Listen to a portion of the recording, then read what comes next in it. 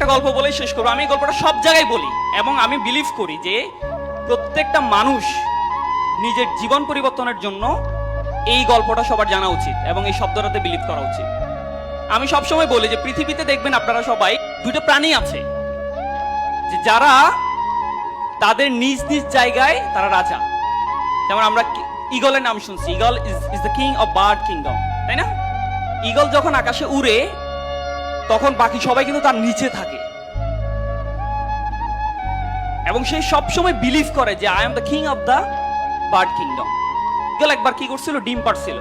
তো ডিমটা পরে ওই যে মুরগি যেখানে হয় সে জায়গায় ডিমটা পড়ছিল। তো এই ডিম থেকে যে বাচ্চা বের হয়েছে এটা কার বাচ্চা? বাচ্চাটা কার?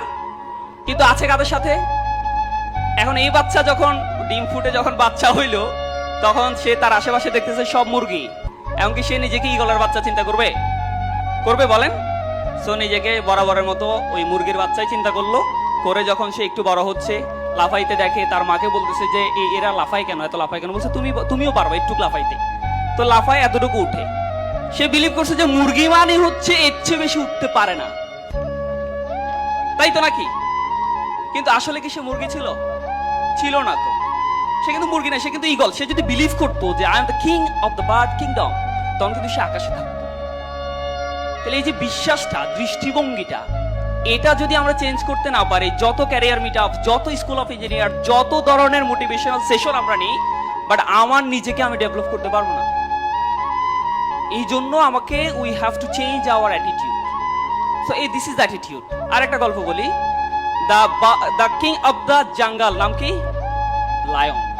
লায়ন দেখবেন সবসময়, বাঘ কিন্তু লায়নের চেয়ে অনেক হিংস্র, হাতি কিন্তু অনেক বড় লায়নের চেয়ে, কিন্তু এই লায়নকে সবাই দেখলে কি করে? পালিয়ে যায়। কারণ ওই যে বাঘ, ওই যে আপনার জিরাফ আছে, তারা কিন্তু অনেক বড়, বাট বিলিভ করে the eater is coming to me. একটা হিংস্র লায়ন আমার দিকে আসছে, আমাকে খেয়ে ফেলবে। এই জন্য এটা তার ফিলিংস, তার অ্যাটিটিউড। তার অ্যাটিটিউড হচ্ছে সিংহ সামনে আসা মানে আমাকে খেয়ে ফেলবে, সেজন্য সে পালায়। আর লায়নের অ্যাটিটিউড কি? I need to take my lunch. I am so much hungry. সামনে যা আছে সব খাই ফেলতে হবে। কি জিরাফ, কি এলিফ্যান্ট, I don't care, আমার খাইতেই হবে তাকে। This is the attitude. আমরা যদি আমাদের অ্যাটিটিউড চেঞ্জ করতে পারি, আমরা যদি একটু, এই অ্যাটিটিউড চেঞ্জ হলে কনফিডেন্ট বাড়বে। আপনি যত জিরো পান আর কনফিডেন্ট হাই বলেন, এগুলো দিয়ে লাভ নাই আসলে। সো আমরা আমাদের জীবনকে চেঞ্জ করার জন্য, সুখ আনন্দ ফিল করার জন্য, একটু খুশি থাকার জন্য, হার্ট স্ট্রোক, ব্রেইন স্ট্রোক, যত ধরনের হৃদরোগ আছে এগুলো থেকে বাঁচার জন্য অ্যাটিটিউড ঠিক করতে হবে। দৃষ্টিভঙ্গি ঠিক হয়ে যাবে। আপনি ইঞ্জিনিয়ার, এমনি আপনার সমাজে দেখবেন, আমাদের সমাজ এখনো এত বেশি চেঞ্জ হয় না যে ইঞ্জিনিয়ার দেখলে এলাকার সবচেয়ে সুন্দরী মেয়েটাকে বিয়ে দিবে না। এখানে আপুরও আছেন। আমাদের সোসাইটিতে এখনো কিন্তু এই বিলিফটা আছে যে মেয়েকে যখন বিয়ে দিতে চায় কি খুঁজে বলেন? ছেলেটা কি হওয়া দরকার? হয় ডাক্তার, না হয় ইঞ্জিনিয়ার। আমরা আছি না তালিকায়? যদি আমি বিয়ে করে ফেলছি আসলে, ঠিক আছে না? তো আমাদের কিন্তু সোসাইটিতে এখনো ভ্যালুসটা অনেক বেশি। তাহলে আমি কেন এত বেশি হতাশ হব আমার জীবন নিয়ে, আমার লাইফ নিয়ে?